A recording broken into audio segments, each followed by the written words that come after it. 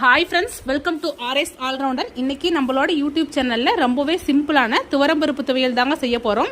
இந்த ரெசிபி செய்கிறதுக்கு நம்ம ரொம்ப குறைவான பொருட்கள் தாங்க யூஸ் பண்ணுவோம். டேஸ்ட் ரொம்ப சூப்பராக இருக்கும். ரொம்பவே குயிக்காக செஞ்சு முடிச்சிடலாம். இது எல்லா வெரைட்டி ரைஸ்க்குமே நம்ம சைடிஷாக யூஸ் பண்ணிக்கலாம். சாதம் நல்லா சூடாக இருக்கும்போது அது கூட ஆட் பண்ணி சாப்பிட்டாலும் டேஸ்ட் ரொம்ப சூப்பராக இருக்குங்க. ரொம்ப குயிக்காக செய்யக்கூடிய ஒரு ரெசிபி. இப்போ வாங்க இந்த ரெசிபி எப்படி செய்யலாம்னு சொல்லிட்டு வீடியோக்குள்ளே போய் பார்க்கலாம். இந்த ரெசிபி பண்ணுறதுக்கு ஒரு பேனில் ஆயில் எதுவும் ஆட் பண்ணிக்காம 100 கிராம் அளவுக்கு துவரம்பருப்பு ஆட் பண்ணிக்கிறேன். இது அப்படியே நம்ம ட்ரை ரோஸ்ட் பண்ணிக்கலாம்.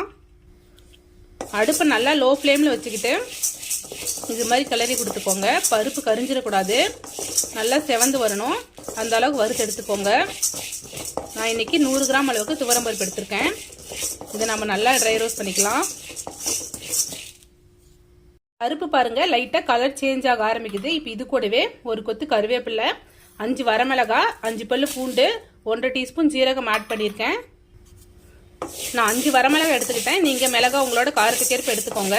இப்போ இதையும் நம்ம ட்ரை ரோஸ்ட் பண்ணிக்கலாம். இந்த ரெசிபி எல்லா வெரைட்டி ரைஸ் கூடவுமே சைட் டிஷ்ஷாக யூஸ் பண்ணிக்கலாம். சாதம் நல்லா சூடாக இருக்கும்போது அது கூட இந்த துவையல் ஆட் பண்ணி இது கூடவே நல்லெண்ணெய் இல்லைன்னா 1 டீஸ்பூன் கீ ஆட் பண்ணி பெசரி சாப்பிடும்போது டேஸ்ட் ரொம்ப சூப்பராக இருக்கும்.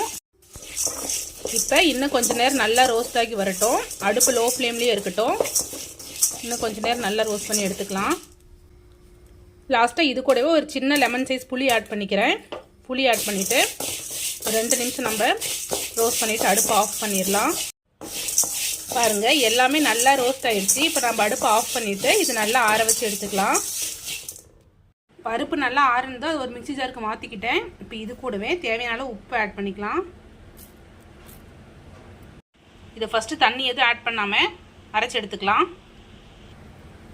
பாருங்க தண்ணி எதுவும் ஆட் பண்ணிக்காம ஃபஸ்ட்டு இந்த அளவுக்கு அரைச்சி எடுத்துக்கிட்டேன். இப்போ இது கூடவே கொஞ்சமாக தண்ணி ஆட் பண்ணிக்கலாம்.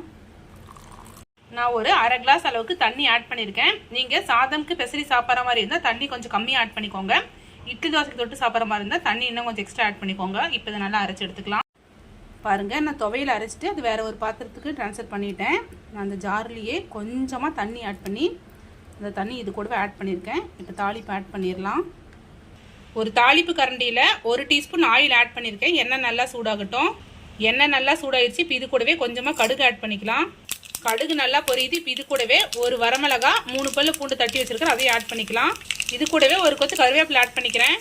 கொஞ்சமாக பெருங்காயத்தூள் ஆட் பண்ணிக்கிறேன்.